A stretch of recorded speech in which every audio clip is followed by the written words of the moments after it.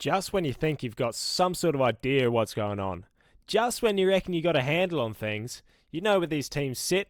Yep, I know they'll beat them. Pretty easy from here on in for the rest of the year. Nah. Along comes round 13 to smack you on the ass and say, you've got no bloody idea what you're doing with these tips. And God damn it, I think it was right. I tell you what, the start of this round, I was having conniptions. This was looking terrible. I was thinking about jumping on and being like, okay, I'm changing this tip. I don't like where this is going. I'm glad I didn't, because got the last 3 games of the round, which made it a little more respectable. Ended up with 5 out of 8. But hell, it was looking rough. You think you know a team, and then that's what they do. They come out and they just sit down and lay a big fatty on the table. No good. But you know what? That's what happens. Round 13, the round just been. Critical Footy. How you going? Yeah, not bad, mate. Very, very good. Welcome, and let's jump straight into it with Thursday night's game, Hawks and the Dogs. Good game, this one. Was a good game. You know what? And I picked the Dogs. This is where I started the round, and I'm thinking, shit, what have I done? Of course the Hawks are going to win, right? It's always how it goes. You know, you're up and, you know, you're hesitant. I'm picking the Dogs, but, you know, maybe the Hawks could win. They flogged them in the final last year. I think Hawks' best is better than Dogs' best, but just can't trust them right now. And, of course, 10 minutes into the game, you're looking at this and it's like, why didn't I pick the bloody Hawks? Of course, they're not going to lose 4 in a row. Yeah, they'll lose 3 in a row, but not 4 in a row. Well, look, they didn't. They didn't lose 4 in a row. Big one for the Hawks. Really big. They needed to get this win. And as you can see, they got on top early, and Dogs really couldn't quite get it back. It was that front half pressure. It was those tackles all around the guts. It was everything for the Hawks. The pressure did not stop. They were relentless. You know, the Dogs tried to pull it back. I thought they'd start slow and come back along around the third quarter there, but nah, didn't happen. Hawks were too strong. You know, they had a lot of the footy. This is the big one here. They just kept pumping it inside 50. And the Dogs, you know, their defense held up for quite a while, but it can't hold up forever. Mabior Chol, who's expected him to be such a good player? He's really starting to find form, I tell you that. He's finding his own out there. I think he ended up with 4 goals or something in the end.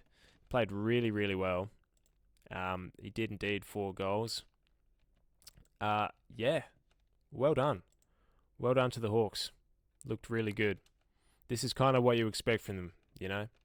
This is how you expect them to play.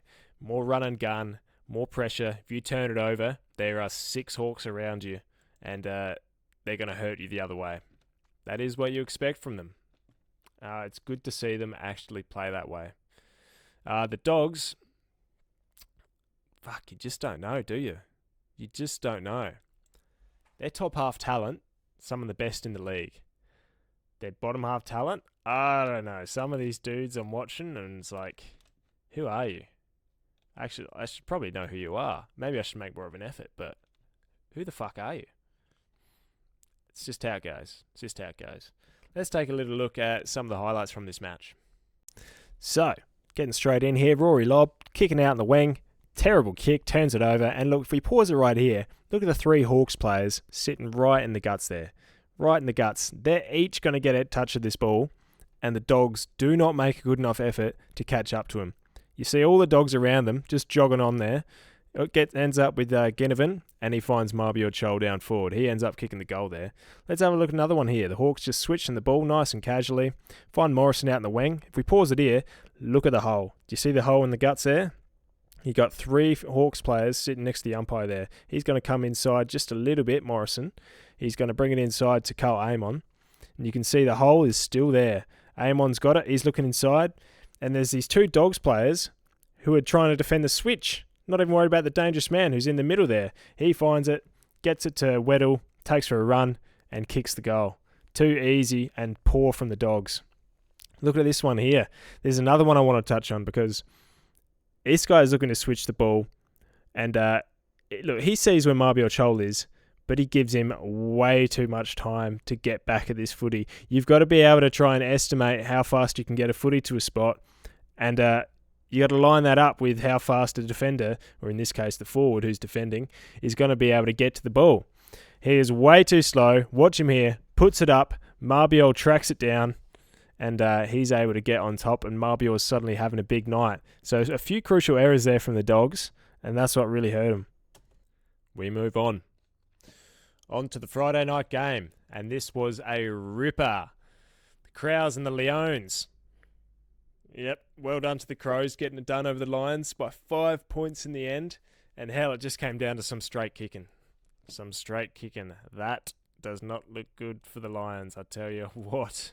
And in the last quarter, what was it? 8 straight points, 0 goals 8 to 5 goals 0. That's the difference. That's the difference right there. Crows were not ready to give this one up. They came out in the 5th quarter and just went bang, bang, bang, bang, bang. 5 in a row. Couldn't recover the Lions. Not like they didn't have their chances as well. We'll get into them a little bit later on. But they had their chances and they just couldn't do it. They were pushing and pushing and pushing. But no, Crows hang on to get it done in the wet at Adelaide. Ripping game. Awesome game once again. And Brizzy, it really looked like they were threatening to blow this one open, you know, to get this point in the 2nd quarter mark here. But hell, Josh Rochelle, huge, 2 massive goals, one in the 2nd and then early in the 3rd to keep the Crows right in the hunt. And look, they were never out of the hunt when it comes to the contest around the ground, but it looked like it could have been another one of those cases like when they played the Pies not too long ago, where the cleaner, more professional team just gets it done. More discipline from the Lions. But Crows, this is what happens if you keep yourself in the hunt and stay close enough to them. Well, then you can just come out, kick 5 goals and win the game. That's how it goes. Only 5 scoring shots in that last quarter, but it's 5 goals, and that's the difference. So well done to the Crows. Awesome game. They set themselves up really well now for the rest of the season. They got the Hawks coming up this week, and that is another wicked game. Down in Tassie as well, that's a tough one. But hell, if they can win that, or even if they don't, they've set themselves up really well going into the bye to tackle the rest of the season and try and finish top 4. That looks like where they are right now. They're going to be trying to hold that top 4 spot. You got the Suns and Geelong behind them, and between those 3 and the Lions and the Pies, they're going to be contending. It's probably between those 5 teams right now, but I mean, we've seen how quickly things can change. We saw it last year. One team can just drop out in a matter of weeks, and another can take its spot. So this was a hot footy, this one, and well done to the Crows. They get it done. Awesome performance from a few players, such as Jordan Dawson.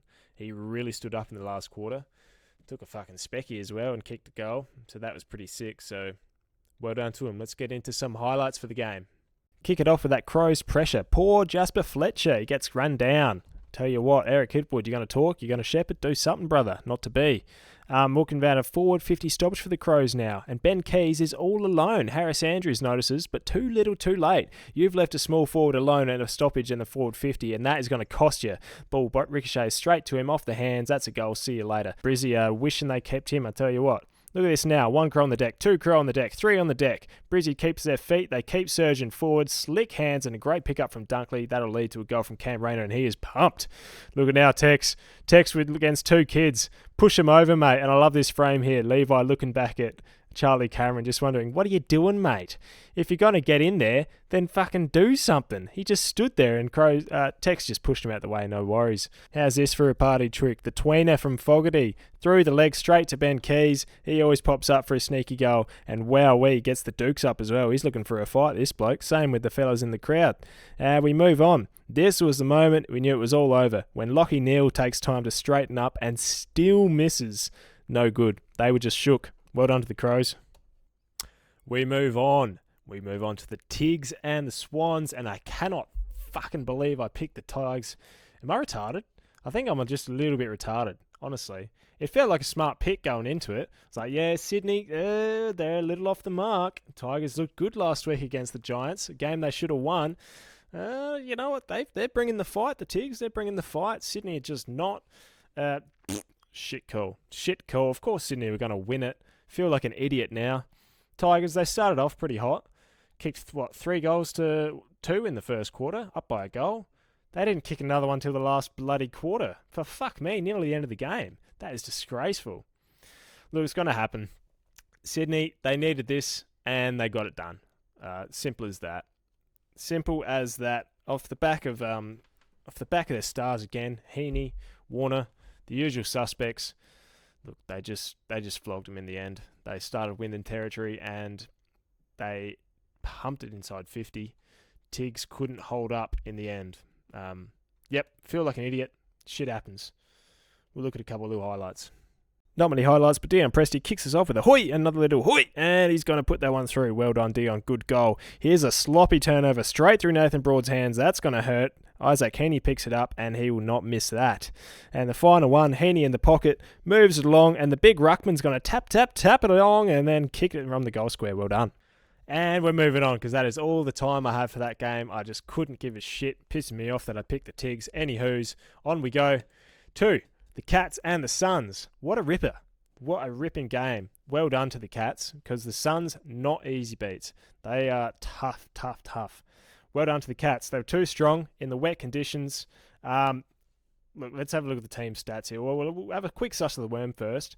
And you can see it wasn't easy for them. It wasn't too late until they've kicked a good 4 in a row, 5 of the last 6, to get them over the line. If we look at the team stats here, that is a big difference. Almost 100 more possessions. You see, they just had the footy way longer. And the big one to really tell the story with that, the marks. Check that out. 105 to 55. They were controlling the ball. The Suns could not get their hands on it. And the Cats, they're just too polished. They're a really good side. And one of those teams that I mentioned, as well as the Suns, though, who are sitting in that top 5, and all these teams are going to be threatening for that top 4 spot. It's going to get tight back end of the year. Looking forward to it. But yep, well done to the Cats. You got blokes like Max Holmes, who's just continuing to look better and better. Tom Stewart had another good game. 40 touches in the end for Max Holmes. Could have had a couple of goals there as well. So yeah, hell of a job from the Cats. So well done to them. Let's have a look at a couple of highlights.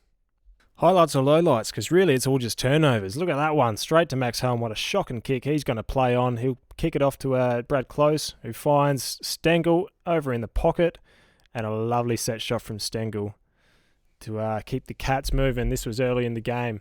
We look ahead now to another turnover in the guts. What a shocking kick there. You just got to hit those targets. Get a sweeping handball out. Noah Anderson out the front. On to Tuke Miller, and he'll just keep on going. We got Bailey Humphries, who handballs straight over the top again for an easy goal for the Suns. And we got one more turnover here. Intercept mark. Look inside. Where are you looking? That is just pathetic, mate. Atkins with a good cut off there. He's going to get the hands up to Brian Myers, who snaps for a lovely finish. Well done, Cats. Moving on to the fucking Giants. Jesus. Oh, I'd hate to be a Giants fan. Ugh. They are just... Oh, man. Pisses me off a bit. Pisses me off. I would not want to be a Giants fan. I tell you what, how do you let Port Adelaide come into your home and just take the piss? That's pathetic. Absolutely pathetic. They're really struggling, the Giants. They cannot get the ball, cannot transition it, and they're not getting good forward 50 entries. Mids are just getting killed. I don't know how it's happening. I don't know. And I'm not going to learn how it's happening because I'm not going to bother watching them because they just piss you off. No more Orange Tsunami, not this year. We've seen it pop up a couple of times here and there, but it's just not, they're not consistent. And, yeah, look, didn't pick this one. Didn't pick it at all. Didn't watch it. Don't have much to report about it. Look, I tell you what, the Giants, if they didn't have those two key defenders in Buckley and Taylor, they would have got flogged this game. Absolutely flogged. But yeah, look, well done to Port. I guess I've got to hand it to him. Pretty even contest when you're looking at the stats all across the board. But yeah, Port, they just wanted it more. They wanted it more. And that must piss you off as a Giants fan, because I don't know how you're letting this team get on top of you. I don't trust this team at all, but I trust this team even less now. So, fuck them. Probably won't pick either of them for the rest of the year. Who knows? Watch Giants turn it around, but hell. Really rough one. Really rough one. Don't even know if we have highlights for this. Turns out we do, and we'll start with Aaron Cadman. He's going to take a solid mark there in the forward 50. He's going to go back and slot the goal as well. That's a nice start for the Giants. But turnovers and more turnovers. We start here now with Ash straight to Willie Rioli there. Don't know what you're doing. Wrong bloke to handle to. Lachie Whitfield thinks he's found something out, and he has, but it's the wrong bloke. That's Willem Drew who's kicked it straight to, and he's going to find what's his face to kick a goal there for Port. And then the final one here as we watch the Brownlow medalist kick an absolute wobbler, but as long as it goes through, that's better than drop punts that miss. Isn't that right, Lachie Neal?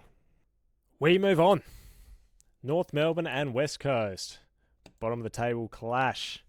At Hands Oval in Bunbury, I'm going to be honest, I don't even know where Bunbury was. Looked it up after I made my tips. Find out it's just south of Perth. Don't know why this is a North home game. You know the weirdest thing? I looked ahead to next weekend, and it says North is a home team against Freo at Optus Stadium in Perth. So I don't know what's going on with that. Anywho's, they get it done off the back of some terrible kicking from West Coast. 6 goals, 16. They had a lot of chances, couldn't get it done. You just got to convert. I mean, like, all round we've seen how crucial it is to just kick your goals. It's the difference between 4 premiership points. So I would say bad luck, but it's not really. It's just shit kicking. Bad kicking, bad football. Well done to North. You can see it was the third quarter. That's when they turned around. I'll take that back. That's when West Coast turned it around. Because North got ahead, and they were looking pretty cruisy, but slow and steady. They were getting a lot more of the footy here, the Eagles. And they started to convert a couple, but then nah. Last 4 of the game for North, including Jai Simpkin with the last one there. Cam Zerha stepped up in the last. And look, pretty good performance. 21 more inside 50s for the Eagles. Let me double check that, because that just blew me away. 22 more inside 50s. Far out. So to do that and lose the game, you've done something wrong. Something absolutely terribly wrong. Look at that efficiency. Hopeless. But yeah, well done to North. They North smashed them around the ball, around the clearances, all on the back of Jerry, no doubt. They made the most of their chances. They won the game. 4 points to you. Well done, North Melbourne. Let's watch a couple highlights. All right, highlights starting with Tristan Xerri, who takes it out the ruck as he often does, but kicks it straight to an Eagle. Can't be doing that. Right in his chest, and he puts it through from outside 50. Great finish there. We got a sky ball here, and up you get, son. Harley Reid is going to ride that fella on the side of his shoulder. We got a clever little knock on here from this Eagles player, and a great finish from another Eagles player. I can't name any of these blokes. Look at that from Cam Zerha, going back with the flight. Takes a strong mark. He puts them ahead here, and he's going to let you know about it too. Yeah, boy. And this will be the finisher from the skipper of the day. He's going to take a step, snap around the body, and well done to the Roos. Second to last match, and we're looking at the Blues and the Dons. Wow. The Blues. They get out to a nice cushy lead, and this is where, as a Blues fan, you're thinking, well, it's been a good effort. Time to lose the game from here. Can't wait to watch it. And fuck me, they almost fulfilled their prophecy, didn't they? They almost did, because the Bombers just keep fighting. There's one thing about the Bombers, I say it every week, they're going to show up and they're going to fight. And look where straight kicking gets you. Very close. Very close. Blues should have put this one away, but they couldn't. Bombers just kept on coming. There was a point there in the fourth quarter where Blues kicked a goal. It must have been this goal here from Zach Williams, and you think, all right, well, that's it. That'll do it. It's about a 20-point lead or even more. But then bang, bang, bang, they just keep coming. Xavier Dersman, by the way, had a ripping game. Congrats to him. Nick Martin's turning into a bit of a star of the comp too. But yeah, they hold on. Feels weird. Feels weird to see. You don't usually see the Blues hold on, but Congrats to him. This must have felt good. Off the back of the bye. Yeah. Let's watch a couple highlights. Starting off now with Adam Sard, and he's going to get a handball receive and go bang, as the Essendon fans would have loved to see back in the day, but not tonight. Here we go with Xavier Dersma. This is why he's so good on the wing, because he can take a strong contested mark like that, look straight inside, wastes no time, and the Bombers go end to end. That is the transition footy they're looking for, as Jade Gresham hands it off to the first gamer, who kicks one up for his first kick. Now we have a look inside and we've got Bombers just ball watching. Who's this? It's fucking Charlie Curnow. Oh dear, that's a goal. No good. Here's a nice party trick. Good little handball over the top of the head. Caddy sockers it out of the air, and Gresham, right spot, right time, will finish that one off. Here, too much handballing, but there, got to use that handball. Didn't use it out wide, rushes on the boot, and it's a 2v1 here. Ends up with Blake Acres out on the 50, and what a finish. What a finish. Well done, Blues. Now, on to the final game of the round. King's birthday match. Anyone think this was going to be this close? I mean, I thought it was going to be close, not this close. Wowee. And the D's, I tell you what, the D's probably should have won it. I feel like the D's won the match, but they didn't win the match, if you know what I mean. They were winning the footy everywhere. They were controlling it for quite a big period here through this third quarter. Later in the second and start of the fourth as well. Demons were just on top of it. I mean, they were in control of the ball. Every time Collingwood tried to advance it, they ended up having to go long down the line, and D's defenders were really holding up strong. Bowie's had some great run out of there. May did his thing. Another fella who I haven't even bloody seen before, Turner. He had a few good marks, popped up in that stretch there in the third quarter. They looked fucking solid. They really did. Cozzy popping up, kicking goals. The Pies, they just always find a way. These close games, you're always going to favour them, aren't you? I don't know what it is. Don't know what they do to be this good, but yep. And look, tag one Dacos, and the other one's going to pop up and get 35 touches and be best on ground. There's not a whole lot you can do about those brothers. Awesome. I feel bad for Max Gawn. He had a wicked game, and then took the strong mark right about 30 seconds to go, a little bit more deep in Collingwood's 50. He turns and goes for the switch straight away. I mean, he knew they had to move the ball. He must have known it. Had some idea of how long was left. 35 seconds. He turns, goes for it, shanks it, kicks it straight to Hoskin Elliott, and the Pies went from there. And I'm sure everyone has seen by now Stephen May getting in his face about that one, and Maxi Gawn just giving him a shove, saying, fuck off, mate. But look, these two, they've been teammates for a long time. That would have been a fiery moment, a lot of frustration, boiled over a little bit, but I'm sure they would have been on top of that. Come the end of the game, I'm sure they had a chat, and they'd be all good by now. But well done to the Pies. And the D's, far out, hurts, doesn't it? Hurts, because that's two in a row they could have won. I mean, you look at going into the game last week against the Saints, you're thinking, yeah, they should win this one. And then this one slipped away. They could have been 2 more wins ahead of where they are, and been sitting pretty on the ladder too. Hell, you give them 8 more points, and they're up here. What the hell? Above the Dogs. So yeah, tough loss. But let's get to a couple highlights. Kicking it off with Kate Chandler, who had a hell of a game. Pokes it out to Rivers here. He's like, what do I do? Do I go left? Do I go right? How about I just go for bloody goal? And I will, and I'll put it through. Well done. Good start to the D's. Looking back inside here. Aggressive switch from Long.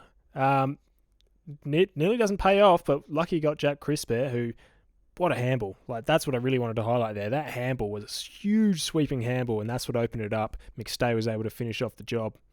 Cozzy Pickett drops the footy, swings a boot at it, and this bloke is just magic. He's got that thing on a string. And look, the spread from the Pies, this was off another forward half turnover, and it just spread across the 50, and Sidebottom was able to finish it off. This is where they hurt you. These turnovers, man. You were just absolutely kicking your midfielders there as a backline, because you've got no time to set up. When it's just come out and then you turn it over there, it's horrible.